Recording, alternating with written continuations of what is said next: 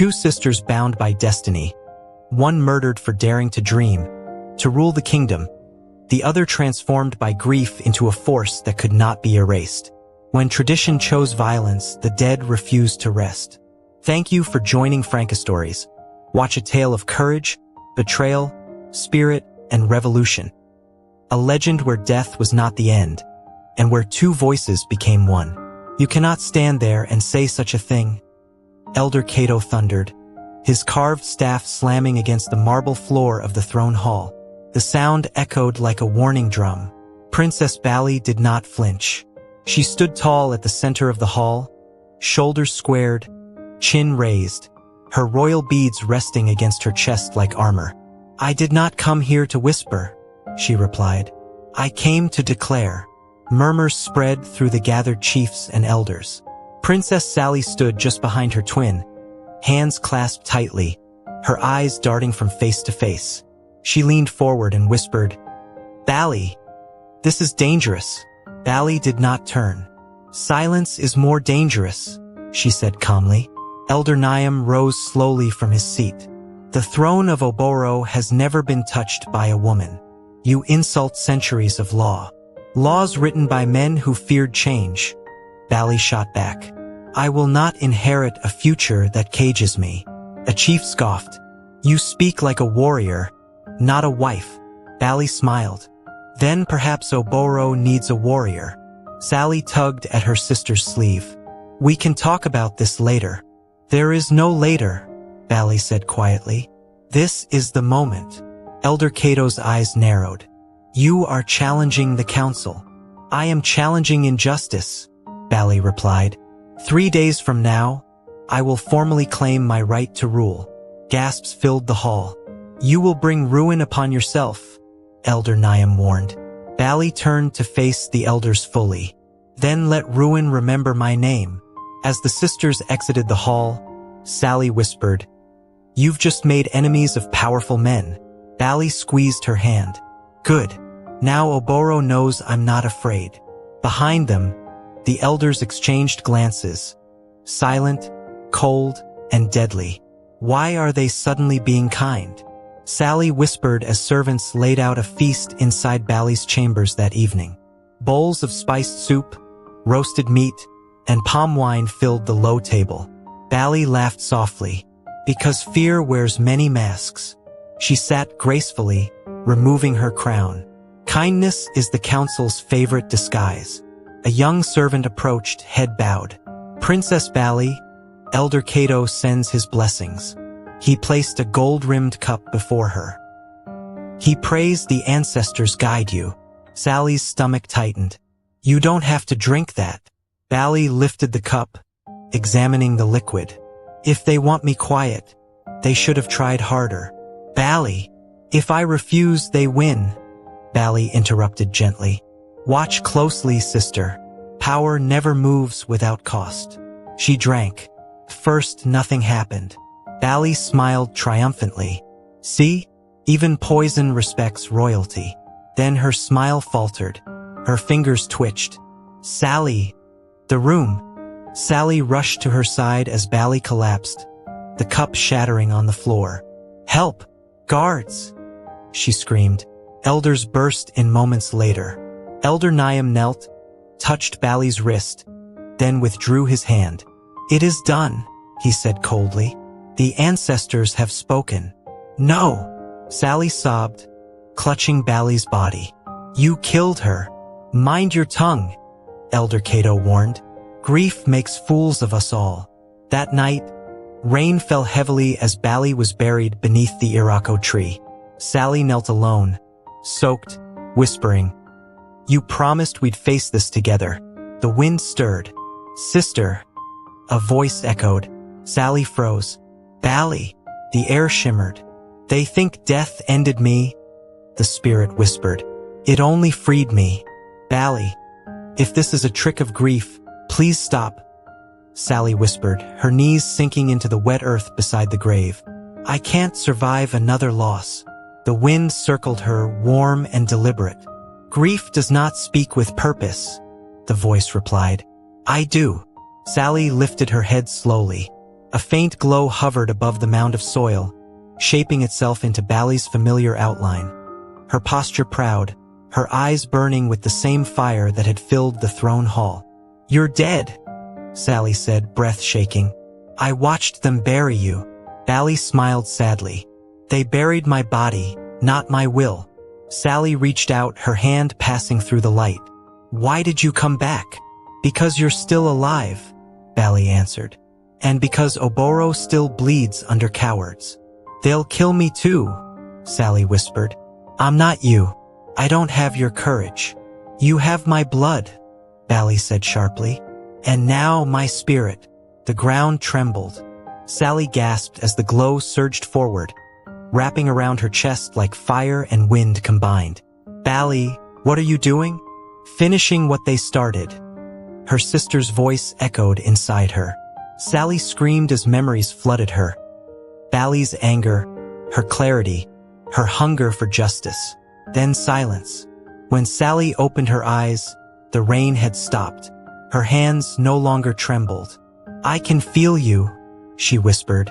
"I am you," Bally replied from within. "And together we will make them answer." Footsteps approached. A palace guard froze when he saw Sally rise from the grave. "Princess, you should not be here alone." Sally turned, her gaze sharp, fearless. "Go tell the elders," she said calmly. "Tell them the dead are no longer silent." The guard ran. Inside Sally, Bally smiled. "Let the revolution begin." "Princess Sally, you must rest." Queen Mother Imani pleaded as servants surrounded her with scented oils and silk robes. "Grief changes people." Sally met her reflection in the bronze mirror. The girl staring back did not look broken. Her eyes were steady, too steady. "Grief awakens people," she replied. A servant gasped softly. "Your voice. It sounds different." Sally smiled faintly. "Because it carries two souls," Bally whispered within. At the council hall, the elders gathered again, uneasy. Elder Niam leaned forward. "We heard rumors. You were seen at the grave." "I was speaking to my sister," Sally said calmly. Elder Cato scoffed. "The dead do not speak." "They do when murdered," Sally replied. The hall erupted. "You accuse us?" a chief shouted. "I announce you," Sally corrected. "Your time of hiding is ending." Elder Cato slammed his staff. "Guards, remove her." 2 guards stepped forward, then stopped. Sally raised her hand without touching them. A force pushed them backward, crashing into pillars. Silence. Queen Mother Imani whispered, "What have you become?" Sally's eyes burned. "What Oboro needs." Later that night, alone in her chamber, Sally whispered, "I'm afraid." Bally answered gently, "Fear means you still care. Power without fear becomes cruelty." Sally exhaled. "Teach me." "I will," Bally promised. "But know this, the elders will not surrender quietly." From the shadows, a spy watched. "Princess Sally," a voice whispered as she crossed the moonlit courtyard. "If you wish to live, do not scream." Sally turned sharply. A slim man stepped from behind a pillar, palms raised. His eyes darted nervously. "My name is Adakunal," he said. "I was the palace record keeper before they tried to kill me." Bally's voice stirred inside her. "Listen, men like this carry truths like wounds." "They poisoned Bally," Adakunal continued quickly. "Elder Cato ordered it. I recorded the decree." Sally's jaw tightened. "Why tell me now?" "Because I saw you at the grave," he whispered. "Dead women do not frighten me. Living justice does." They met secretly in the old archives. Adakunal spread scrolls across the floor. Here, payments, secret councils, names of chiefs who supported the murder. Sally traced the ink, her hands steady. "This will burn them." "Or burn you," Adakunal warned. "You need allies." As if summoned, a tall woman stepped forward. "Then she has one." Sally turned. "Who are you?" "I am Commander Zola," the woman said, armor gleaming. "And the guards are tired of killing truth for cowards." Inside Sally, Bally smiled fiercely. The tide is turning. But outside the archive, footsteps echoed. They're coming, Atakanal whispered. Sally stood tall. Good. Let them see I no longer run. Lower your weapons. Commander Zola commanded as armored guards flooded the archive hall. By ancestral law, I outrank you. The guards hesitated. Captain Moreo stepped forward. The elders ordered Princess Sally's arrest. Sally's voice cut through the tension. And who ordered my sister's death? Silence. Atakanal unrolled a scroll. I have the decree. Signed. Sealed. Moreo's face drained of color. This is treason. No, Zola said coldly. This is truth. Bally's voice echoed within Sally. Now speak for us both. Sally stepped forward. I do not ask for loyalty, she said. I ask for conscience. One guard knelt. Then another. Soon half the hall followed. Moreo lowered his sword. The people deserve to know. That night, whispers spread through Oboro like wildfire. In the markets, women gathered. If a princess can rise, one said, why not us? From his chamber, Elder Cato watched torches burn. She has infected the city, he growled. Elder Niam replied, then we must end her, publicly. Inside Sally's mind, Bally whispered, they plan a trial. Sally closed her eyes. Let them, she said. I will turn it into a coronation. Princess Sally of Oboro, the town crier announced, voice shaking. You stand accused of treason, witchcraft, and inciting rebellion. The public square overflowed with people. Sally stood bound at the center, yet her posture remained unbroken.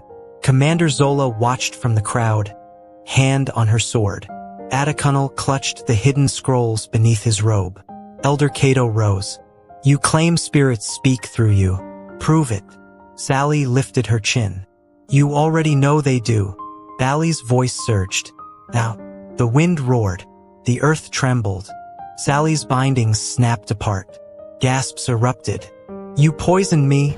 You poisoned me. Voice thundered through and you Sally. lied to the ancestors. And you lied to the ancestors. Elder Niam staggered back. This is blasphemy. No, Sally said calmly. This is memory. She recited details only Bally knew. Secret meetings, names, bribes. The crowd murmured angrily. A woman shouted, They killed her! A man cried, Let her rule! Cato screamed, Guards, seize her! But the guards did not move. Sally raised her voice. I do not stand here for myself. I stand for every woman silenced. Bally whispered softly, the throne is closer now. But from the shadows, an arrow was drawn. Down! Commander Zola shouted. The arrow sliced through the air, grazing Sally's shoulder before embedding itself into the wooden post behind her. The crowd screamed and scattered. Blood trickled down Sally's arm, warm but shallow. Bally's voice flared with fury. They still choose murder. Sally steadied herself. Do not run, she called to the people. This is what fear looks like when exposed. This is what fear looks like when exposed. Captain Moreo dragged the assassin forward, a young man shaking violently. He was paid, Moreo said, by Elder Niam. The crowd erupted. Stones flew toward the elder's platform. Enough, Sally commanded. The noise fell away. No more blood for truth. She turned to the elders. You feared a woman's voice so much you tried to erase it. Elder Cato spat. You are an abomination. Sally smiled sadly. I am your consequence. Bally whispered. Mercy will terrify them more than death. Sally raised her hand. Strip them of power. Let them live knowing Oboro remembers. The people roared approval. As the elders were seized, Queen Mother Imani approached, tears in her eyes. The ancestors chose you long before we did. That night, as healers tended her wound, Sally whispered, It hurts. Bally replied softly, so does rebirth. Outside, drums began to beat. Not for war, but for change. The throne will not accept you, Chief Abina said firmly as Sally stood before the ancient seat of Oboro. It was carved for men. Sally studied the throne, ivory, gold, and history soaked in silence. Then it will learn, she replied. Bally stirred inside her. Every symbol fears change. The chiefs gathered in a circle. Some avoided her gaze. Others watched with awe. Queen Mother Imani stepped forward. Let the ancestors decide, she said. If the throne approves her, it will remain whole. Sally approached. As she touched the armrest, the throne cracked loudly. Gasps filled the chamber. They were right, someone shouted. Sally withdrew her hand, heart racing. Or afraid. Bally whispered, sit. Sally lowered herself onto the throne. The crack sealed itself. The gold glowed. Silence. Then thunder. Chief Abina fell to her knees. The throne has spoken. Tears filled Sally's eyes. Then let Oboro hear. From outside, chanting rose, women, men, children united. Inside her, Bally whispered proudly, you did it. But Sally answered quietly, we did. You cannot save everyone, Bally said quietly inside Sally's mind as dawn painted the palace walls gold. Sally stood alone on the balcony, watching the city wake beneath her. I have to try, she replied. That's the difference between rulers and tyrants. Commander Zola approached. The elders' supporters are gathering in the northern quarters. They demand your removal. Sally nodded. Then I will meet them. Bally hissed, careful. Power invites knives. In the square, angry voices clashed. A man shouted, a spirit-possessed woman cannot rule us. Sally raised her hand. I am flesh and blood, like you. Stones flew. Guards moved to strike back. No, Sally ordered. Stand down. The crowd quieted. I lost my sister because silence protects evil, Sally said. If you fear me, speak. If you doubt me, question. But do not kill truth again. A woman stepped forward. If she falls, we fall. The tension broke. The mob dispersed slowly. That night, Sally collapsed from exhaustion. I don't know how long I can carry us both, she whispered. Bally's voice softened. Neither did I. Yet here we are. The council laws must be rewritten, Atakanal said, laying the ancient scrolls across the table. These words killed Princess Bally. Sally traced the faded ink. Then they will give life instead. Commander Zola folded her arms. The chiefs will resist. They already have, Sally replied. Resistance is familiar. Change is new. Inside her, Bally whispered, be careful. Tradition bites hardest when cornered. The chiefs assembled reluctantly. Chief Abina spoke first. You ask us to erase centuries. No, Sally corrected gently. I ask you to correct them. A murmur followed. The throne of Oboro shall no longer be denied by gender, Sally read aloud. Justice shall not hide behind elders' silence. Elder Cato's former ally spat. This is your revenge. Sally's eyes hardened. This is my sister's burial song. The laws were sealed. That night, Sally sat alone, exhausted. They fear me, she whispered. Bally replied softly, they feared me too. Fear means you're changing the world. Outside, young girls gathered, chanting her name. Sally closed her eyes. Then let it change for them. You're fading, Sally said quietly, staring into the polished bronze bowl before her. Her reflection flickered. Sometimes just her face, sometimes Bally's eyes staring back. I was never meant to stay forever, Bally replied, her voice softer now, like wind through dying leaves. Sally's throat tightened. I can feel you slipping away. When I speak, the fire isn't as loud. Because the fire was borrowed, Bally said gently. You have learned to make your own. Outside the chamber, Queen Mother Imani waited with a worried expression. The people say you've changed again, she said. They fear the silence. Sally nodded slowly. Silence is not weakness. Inside her, Bally smiled. Good, you finally understand. That night, Sally dreamed of the Irako tree. Bally stood beneath it, whole and radiant. You avenged me, Bally said. But vengeance was never the end. What happens to me when you leave? Sally asked. You rule, Bally answered simply. Alone but not empty. Sally reached for her sister. Stay, just a little longer. Bally shook her head. If I stay, they will say your power is borrowed. If I go, they must face you. Tears streamed down Sally's face. I was never the brave one. Bally cupped her face. You were braver. You survived me. As dawn broke, Sally woke with a sharp gasp. The familiar presence was quiet, gone. She placed a hand over her heart. Still beat strong. I am enough, she whispered to the rising sun. Outside, the drums of Oboro began again. Not for spirits, not for war, but for a queen still standing. You hesitate now, Chief Abina observed during council, watching Sally closely. Before, you never did. Sally met her gaze evenly. Before, I carried another voice. Now I carry responsibility. Commander Zola shifted beside her. The western provinces refuse your authority. They say the spirit has abandoned you. Sally nodded slowly. Then they will meet the woman they underestimated. Inside her chest, the absence of Bally felt like an open window, cold but clear. This is my test, she thought. She rode west without ceremony. No magic, no thunder, just resolve.